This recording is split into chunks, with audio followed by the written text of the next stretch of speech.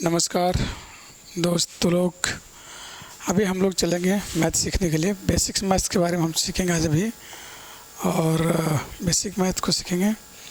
तो लिख लीजिए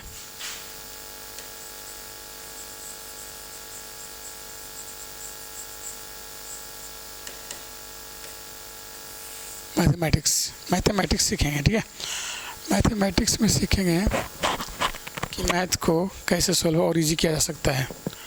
तो हम पढ़ते हैं नंबर सिस्टम के बारे में। बेसिक मैथ शुरू से एकदम स्टार्टिंग से, खैर ऐसे नंबर सिस्टम जो हम पढ़ते हैं, संख्या पद्धति, उसके बारे में जानेंगे। और नंबर सिस्टम दो तरह के हो सकते हैं, दो तरह के होते हैं। ठीक है, और देखिएगा, ध्यान से देखिएगा। पहला होता है रियल नंबर, जो कि 10th क्लास में पढ़ना होता है, और दूसरा होता है इमेजिनरी नंबर।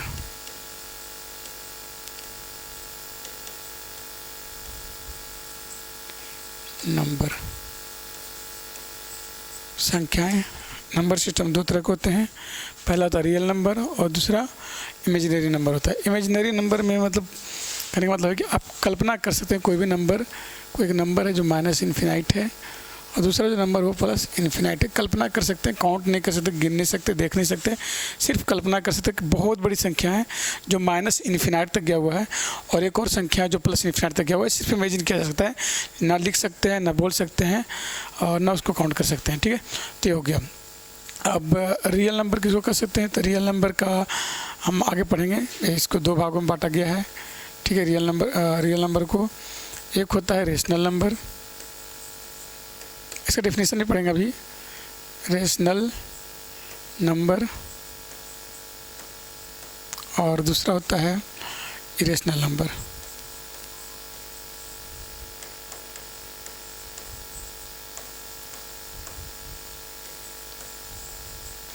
तो रेशनल नंबर और इरेशनल नंबर, रियल नंबर को दो भागों में बांटा गया है। इमेजिनरी नंबर यहाँ खत्म हो जाता है, तो रियल नंबर को दो भागों में बांटा गया है, रेशनल नंबर और इरेशनल नंबर। तो अब रियल नंबर का परिभाषा देखते हैं, डेफिनेशन देखते हैं कि रियल नंबर किसे कहते हैं, व्हाट इज रियल नंबर। तो द सेट ऑफ, ऐसे बोल सकते हैं, the set of rational number and irrational number are called real number. मतलब रेशनल नंबर और irrational number plus irrational number के समूह को ही हम रियल नंबर कहते हैं। रेशनल नंबर और इरेशनल नंबर के समूह को, ग्रुप को, समुच्चय को हम रियल नंबर कहते हैं। ये इसकी डेफिनेशन है, 10th क्लास में पढ़ना है। आप अगर रेशनल नंबर पढ़ रहे हैं, इरेशनल नंबर दोनों को पढ़ रहे हैं, इसका मतलब है कि आप रियल नंबर पढ़ रहे हैं। तो 10वीं क्लास का जो पहला चैप्टर का नाम है वो रियल नंबर है, और रियल नंबर में रेशनल और इरेशनल के बारे में पढ़ना है। मैं बेसिकली इरेशनल के बारे में पढ़ना है, उसमें देखेंगे आपकी इरेशनल नंबर के एग्जांपल देखेंगे तो √2, √3, √5, √7 ... और एक और एग्जांपल होता है इसका 1 0 1 1 0 1 1 0 4 टाइम 1 0 ... ऐसे करके बढ़ता जाता है।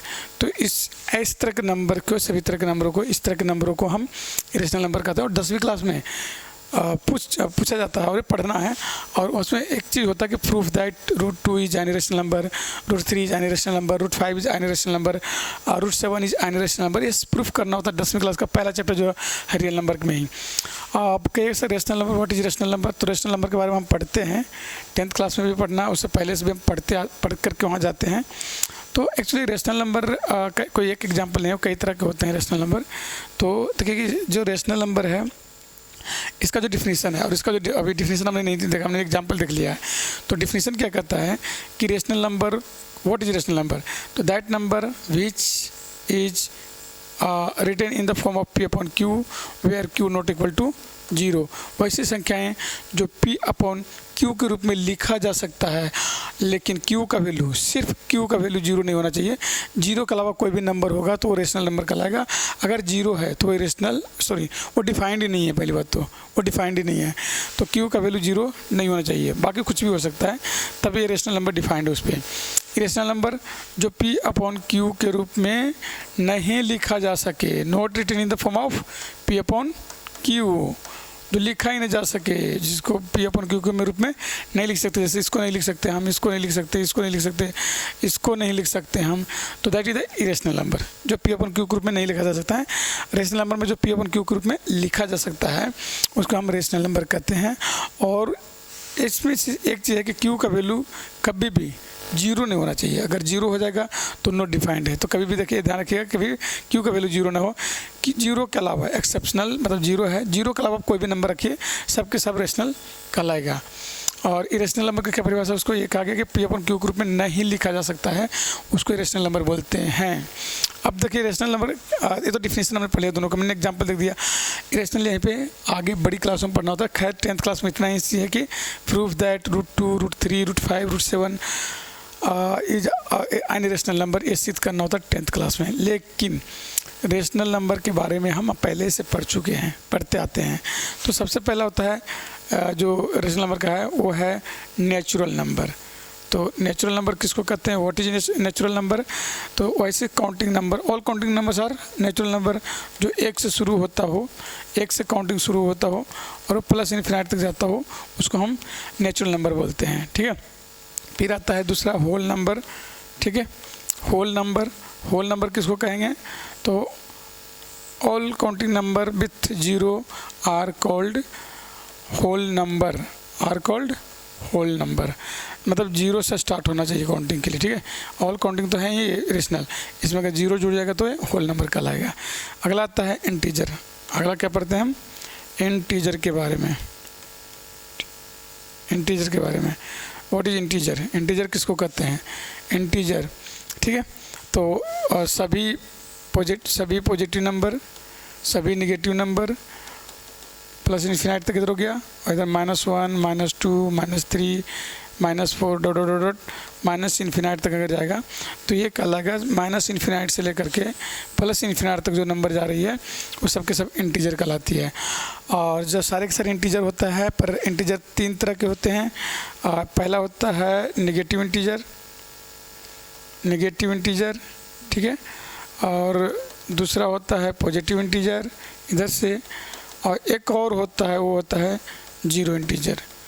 ये 3 तरह के इंटीजर 3 प्रकार का होता है, तो तीनों को हमने देख लिया। ये सब के सब जो है ना वो रेशनल नंबर के ही टाइप से हैं, इरेशनल के नहीं हैं, ये रेशनल नंबर के टाइप से हैं। ठीक है, तो इसके बाद आगे पढ़ते हैं हम। हमने पढ़ लिया इंटीजर। ठीक है, तो थोड़ा सा और इसको हम एक्सप्लेन कर देते हैं। हमने जो पढ़ा है, देखिए इस चीज़ का ध्यान रखिएगा, और बार बार पूछा जाता है और कई बच्चे इसमें कंफ्यूज भी बहुत ज़्यादा हो जाते हैं। देखिए सभी नेचुरल नंबर होल नंबर है, सभी नेचुरल नंबर होल नंबर है। All natural numbers are whole number, but लेकिन all whole numbers are not natural number. सभी पूर्ण संख्या, सभी होल नंबर नेचुरल नंबर नहीं हो सकते, लेकिन सभी नेचुरल नंबर होल नंबर हो सकते हैं, लेकिन सभी होल नंबर नेचुरल नंबर नहीं हो सकते हैं। आप ये कह सकते हैं कि हाँ, एक के बाद वाला जितना भी नंबर है वो सबके सब नेचुरल नंबर है, लेकिन जीरो की वजह से सभी होल नंबर नेचुरल नंबर नहीं हो सकता है। उसी तरीके से, उसी प्रकार से all natural numbers are integer और whole numbers are integers, but all integers are not whole number, not natural numbers, because इसमें नेगेटिव नंबर शामिल है जो कि इसमें नहीं है, इसमें जीरो शामिल है जबकि इसमें नहीं है। तो ये तो natural number, all natural number whole number और all whole numbers are integers, but इसका अपोजिट नहीं हो सकता। होल नंबर नेचुरल नंबर नहीं हो सकता पूरे। आपको पूछते कि 3 क्या है, व्हाट इज 3, तो 3 is natural number, 3 is whole number, 3 is integer, 3 तीनों है। ठीक है, फिर अगर पूछते कि -2 व्हाट इज -2, तो -2 is only integers, not whole number, not natural number, only integers. Okay, तो ये मैथ का हम आप अच्छे से बार बार वीडियो को देखिए और याद करने की कोशिश करिए। तो ये चीज़ें हैं, इन तीनों चीज़ों को पढ़ लेने के बाद आगे आता है हम पढ़ रहे हैं रेशनल नंबर के काइंड्स। रेशनल नंबर के काइंड्स तभी तक हमने देखा है नेचुरल नंबर, होल नंबर और इंटीजर। अब चलेंगे इवन नंबर। इवन नंबर आप लोग पढ़े होंगे, ओड नंबर पढ़े होंगे, प्राइम नंबर पढ़े होंगे, कंपोजिट नंबर पढ़े होंगे। अगर नहीं पढ़े हैं तो सभी का डेफिनेशन यहाँ मिलेगा। और उसके बाद को प्राइम पढ़े होंगे, उसके बाद फ्रैक्शन पढ़े होंगे, फ्रैक्शन, ठीक है। ये सारे आपने अगर पढ़ रखे हैं तो आपको रेशनल नंबर को पढ़ने में कोई दिक्कत नहीं होगा। और ये सब के सब जो है ना रेशनल नंबर के ही काइंड से पार्ट से हैं। इवन नंबर जो 2 से पूरा डिवाइड हो जाए, जो 2 से डिवाइड हो जाए, है ना, और जो 2 से डिवाइड हो जाता है उसको हम इवन नंबर बोलते हैं। और जो 2 से डिवाइड नहीं होता है उसको हम ओड नंबर बोलते हैं।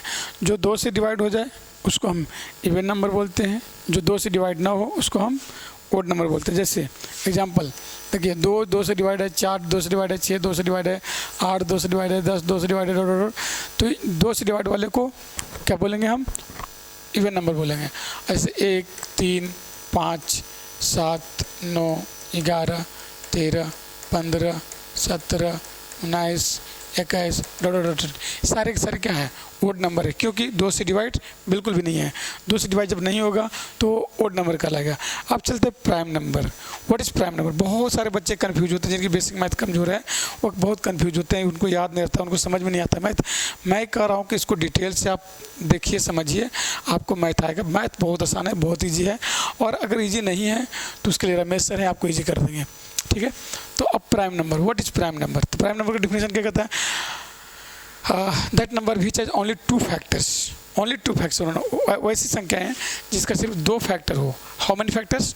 2 फैक्टर्स हो, मतलब 2 नहीं 2 फैक्टर होना चाहिए, ठीक है, फैक्टर होने चाहिए। जैसे एग्जांपल के तौर पे जैसे 1 होना चाहिए और खुद होना चाहिए, इट सेल्फ। जिस नंबर का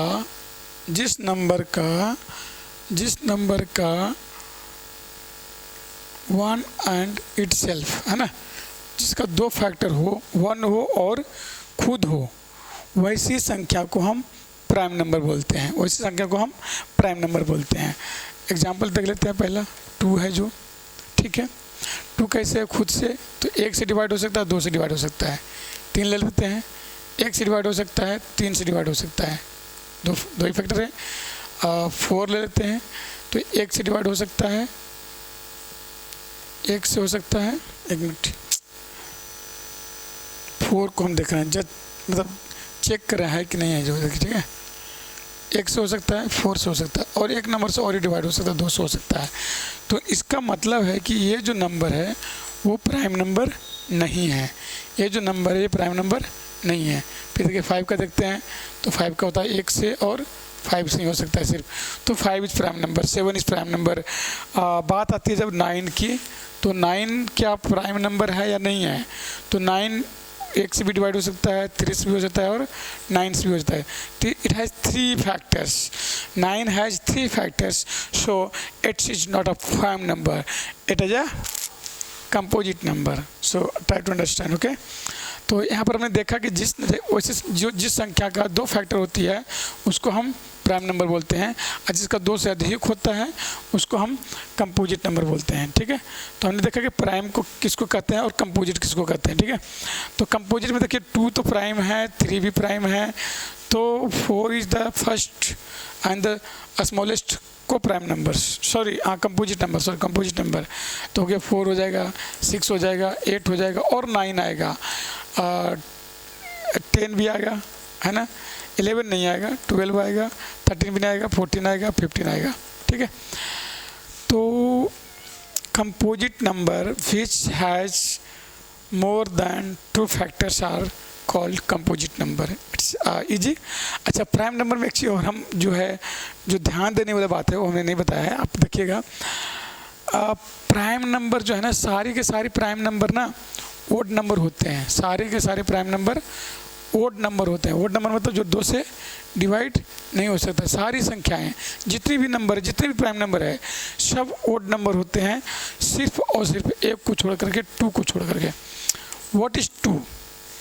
2 is not a composite number. 2 is a prime number and 2 is a prime number, ठीक है। राइट, क्योंकि इसके 2 फैक्टर हैं। And 2 is also an even number. 2 एक प्राइम नंबर है और इवन नंबर है। दुनिया का इकलौता एक ऐसा नंबर है जो प्राइम भी है और इवन भी है। इसके बाद 2 के अलावा जितने भी प्राइम नंबर है वो सब के सब क्या है, ओड नंबर है। कौन है, ओड नंबर ही प्राइम नंबर बनते हैं नॉर्मली 2 को छोड़ करके। एक्सेप्शनल है 2 जो है इवन और प्राइम है। 2 के अलावा जितनी भी प्राइम नंबर्स है सब के सब का कौन है, ओड नंबर ही प्राइम नंबर बने हुए हैं। तो इस बात को ध्यान रखिएगा, कभी कभी एग्जाम में पूछ देता है, थोड़ा सा हट करके थोड़ा सा सोचने पर मजबूर कर देगा, तो इस चीज़ को ध्यान रखिएगा, ठीक है। तो हमने देखा कि हो गया, ठीक है। को प्राइम नंबर हमने पढ़ लिया, even number, odd number, prime number और को प्राइम नंबर। डिफिनेशन याद होगा, जो 2 से कट जाए उसको इवन नंबर बोलते हैं, जो 2 से ना कट सके, जो नहीं कटता होगा उसको हम ओड नंबर बोलते हैं। जिसका 2 फैक्टर हो, एक से डिवाइड हो और खुद से डिवाइड होता हो सिर्फ, उसको हम प्राइम नंबर बोलेंगे। 2 is the first and even prime number. Even only 2 is the even prime number and the other all prime numbers are odd numbers, okay।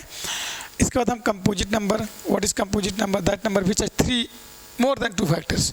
हम कर सकते हैं कंपोजिट नंबर का डिफिनेशन होता है that number which has more than 2 factor, है ना, 2 से अधिक जिसकी फैक्टर होगा वो कहलाएगा कंपोजिट नंबर। तो आप यहाँ देख सकते हैं कंपोजिट नंबर में ऐसा कभी नहीं कह सकते कि इवन होगा कि ओड होगा, दोनों हो सकता है, ठीक है, सिर्फ फैक्टर ज़्यादा होना चाहिए। तो ये हो गया कंपोजिट नंबर, ठीक है। इसमें इवन भी कंपोजिट है और ओड भी कंपोजिट होता है। चलिए को प्राइम नंबर, वैसी 2 संख्याएं जिनका कॉमन हाईएस्ट कॉमन फैक्टर 1 होना चाहिए, वैसी 2 संख्या का जो ग्रुप होना चाहिए जिसका HCF 1 आए तो उसको हम बोलते हैं को प्राइम नंबर। क्या बोलते हैं, को प्राइम। जैसे 2 या 3 ले लेते हैं तो इसका LCM लोगे तो आएगा 1। तो वैसी 2 संख्या, वैसी 2 नंबर जिसका HCF मतलब हाईएस्ट कॉमन फैक्टर 1 आना चाहिए सिर्फ, 1 के अलावा अगर कुछ और आता है तो को प्राइम नहीं कहलाएगा, सिर्फ 1 आएगा तभी को प्राइम कहलाएगा, ठीक है। इस बात को ध्यान रखिएगा। तो हमने देख लिया कि HCF 1 आने वाला को वैसे 2 नंबर, वैसे पेयर ऑफ नंबर्स होने चाहिए जिनका HCF 1 आए वो कहलाता है को प्राइम नंबर। उसके बाद चलते हैं फ्रैक्शन में। What is fraction, fraction is the same difference just like the rational number, numerator upon denominator where d not equal to 0। Denominator को कभी 0 नहीं होना चाहिए। ऐसा क्यों होता है, किसी भी संख्या के नीचे अगर आपने 0 लिख दिया तो ये नॉट डिफाइंड है आज तक, नॉट डिफाइंड है आज तक इसका डिफाइंड नहीं किया गया है। तो ध्यान रखिएगा कि नीचे 0 कभी ना हो। अगर नीचे 0 होता है तो नॉट डिफाइंड है, वो डिफाइंड है ही नहीं अभी तक, तो हम नीचे नहीं रखेंगे। तो इसीलिए न्यूमरेटर अपॉन डिनोमिनेटर, अगर फ्रैक्शन लिख रहे हैं आप तो न्यूमरेटर अपॉन डिनोमिनेटर लिखना पड़ेगा। और डिनोमिनेटर का वैल्यू 0 नहीं हो सकता कभी भी, बोल के भी नहीं। न्यूमरेटर हो सकता है, न्यूमरेटर हो सकता है, न्यूमरेटर को 0 करिए, 0 वैल्यू आएगा, कोई बात नहीं। ऊपर का 0 हो सकता है, नीचे 0 नहीं होना चाहिए किसी भी हाल में।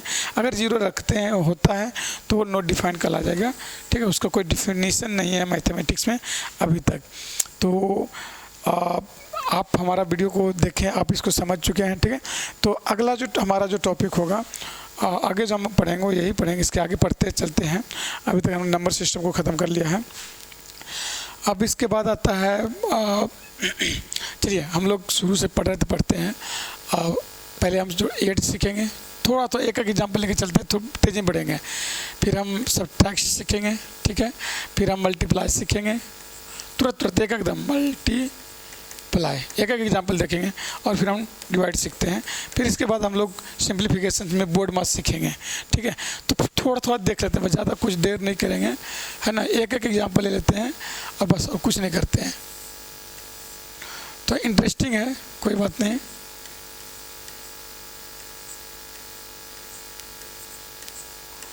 कैसे घटाए तो वो दिखा है, वो दिखा रहे हैं बस, और कुछ नहीं है। और मतलब प्रोसेस हम बता रहे हैं, जिनको नहीं पता वो सीख लेंगे। और ध्यान रखना होता है बस, और कुछ नहीं है। मैथ हमको पता है कि आप लोगों को बहुत को ये मैथ आता होगा, फिर कहते होंगे क्यों सर सिखा रहे हैं। मेरा थोड़ा सा है कि जिनको नहीं आता हो सकता 2-4% लोगों को अगर इस तरह का मैथ नहीं आता होगा तो वो एक बार देख ले कि कैसे बनता है। इसमें कुछ है इंटरेस्टिंग, हम आगे जब पढ़ते चलेंगे तो पता चलता चलेगा, ठीक है। अगर आप लोग को आता है तो सोल्व करें और ज़रूर कमेंट जरूर करें। तो ये 8 और 7 जोड़ेंगे तो 15 आएगा, 15 आता है, ठीक है। 15 2 डिजिट का नंबर है तो फर्स्ट डिजिट को हम यहाँ लिख देते हैं, दूसरे डिजिट जो है वहाँ पर कॉमन चला जाता है। 9 6 15 होता है और 1 जुड़ जाएगा तो 16 हो जाएगा।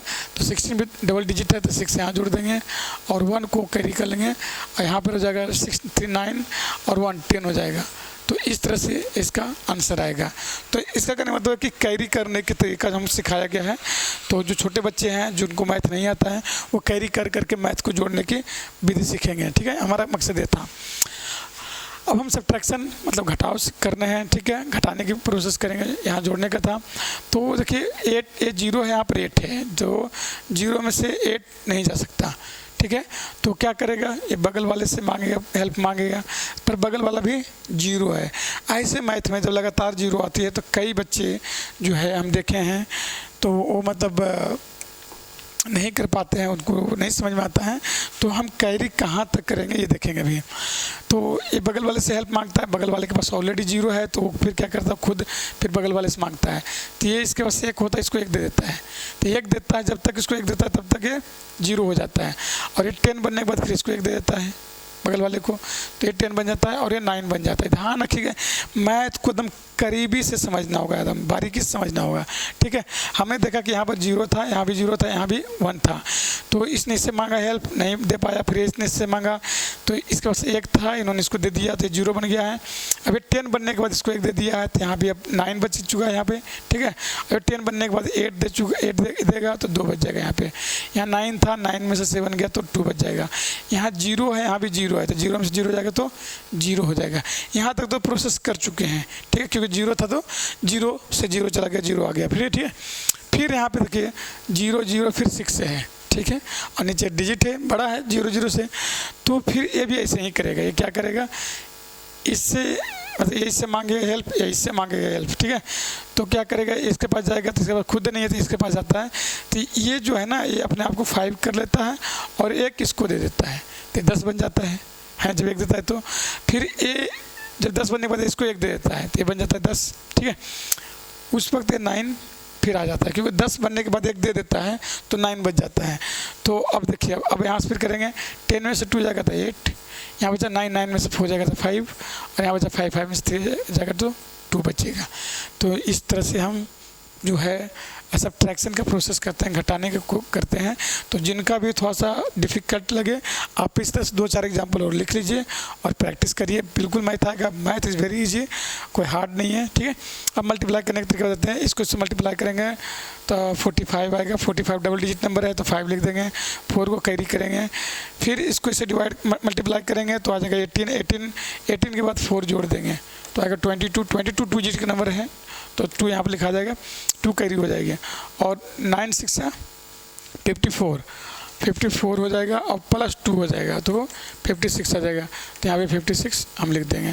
तो इस तरह से हम मल्टीप्लाई को कैरी करते हैं और लिखते हैं, ठीक है। इसके बाद इंटरेस्टिंग आएगा डिवाइड में भी, जब हम डिवाइड करेंगे तो देखिए यहाँ तक समझ में आ गया सबको। आप ऐड करना सीख गए हैं, सब्ट्रैक्ट करना सीख गए और मल्टीप्लाई सीख चुके हैं। अब हम सीखेंगे डिवाइड करना सीखेंगे, ठीक है।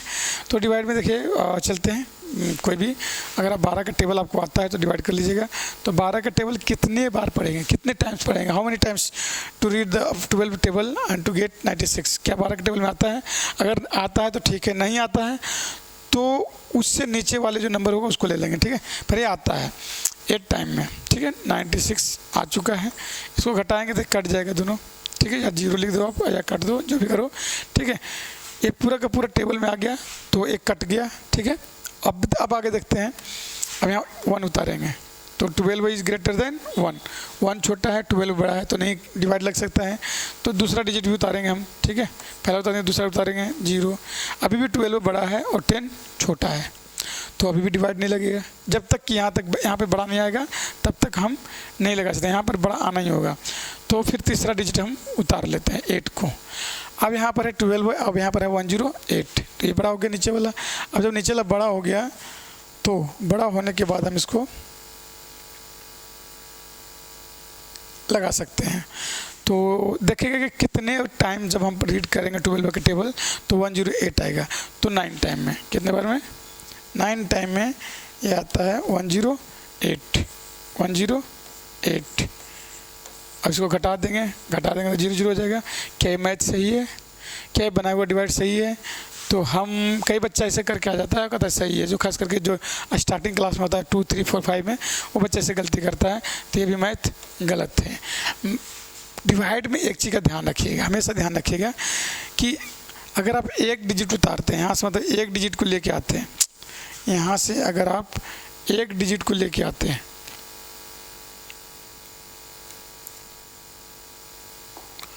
अगर ऊपर से आप सिर्फ 1 को लेके आते हैं, 1 डिजिट को लेके आते हैं, तो आपको यहाँ कुछ नहीं करना पड़ता। पर अगर आप 2 डिजिट लाए हैं, 3 डिजिट लेके आए हैं, तो 3 डिजिट लाते हैं तो 00 बैठाना पड़ेगा। मतलब जितने डिजिट ऊपर से एक साथ लाइएगा, एक बार में एक साथ लाइएगा, टेबल लगने से पहले लाइएगा, तो उससे जितना डिजिट लाइएगा उससे 1 0 कम बैठाइएगा। ठीक है, जैसे हमने 3 डिजिट लाए थे तो 00 2 0 बैठाए हैं। अगर हम 4 डिजिट लाते हैं तो 3 0 बैठाते हैं। अगर 5 डिजिट लाते हैं तो 4 0 बैठाते हैं। अगर 2 डिजिट लाते हैं, 2 ही नंबर लेकर आते हैं, तो 1 0 बैठाते हैं। ठीक है, तो जितना डिजिट लाएंगे ऊपर से नीचे उससे 1 0 कम बैठाएंगे। और जो टेबल लास्ट में लगे वो लगा करके करता है, ठीक है, नहीं तो रह जाएगा। तो इसको तो बोलते हैं क्वाड्रेंट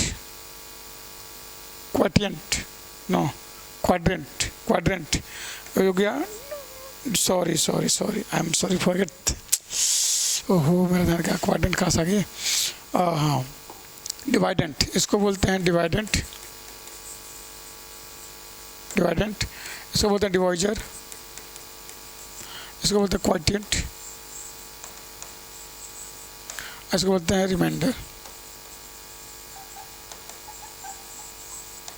ठीक है, तो डिवाइड हमने सीख गया, हमने चारों चीज़ें सीख चुके हैं क्योंकि ज़रूरी था सीखना। और ये जब सीखेगा तभी आगे हम और सब चीज़ करना सीखेंगे। ठीक है, तो आपने यहाँ देख लिया। अब हमारा जो मेन आता है, हम एड ऑफ फ्रैक्शन सीखेंगे, एड ऑफ सब्ट्रैक्शन सीखेंगे, एड ऑफ मल्टीप्लाई सीखेंगे, सॉरी मेरा भी ना, add of fraction, subtract of fraction, multiply of fraction, divide of fraction, ये सारे चारों चीज़ सीखेंगे। लेकिन उसको सीखने से पहले हमें सीखना पड़ेगा एलसीएम और एचसीएफ। हम बिल्कुल उसको सीखेंगे, ठीक है, लेकिन एलसीएम एचसीएफ उसमें ज़रूरत पड़ेगा। तो हम सबसे पहले एलसीएम और एचसीएफ सीखेंगे। ठीक है, तो एलसीएम और एचसीएफ सीखने से मतलब हम तो सीख जाएंगे मतलब रूल के अनुसार से, लेकिन उससे पहले हम एलसीएम और एचसीएफ के डिफिनेशन को पढ़ ले पहले। What is LCM, what is HCF. तो व्हाट इज एलसीएम, एलसीएम क्या होता है और एचसीएफ क्या होता है। एलसीएम लिस्ट कॉमन मल्टीपल, क्या बोलते हैं इसको, लिस्ट कॉमन मल्टीपल, इसका फुल फॉर्म है, लिस्ट कर लो या लोवेस्ट कर लो, कुछ भी कहो आप, दोनों में से कोई भी वर्ड यूज कर लो। हाईएस्ट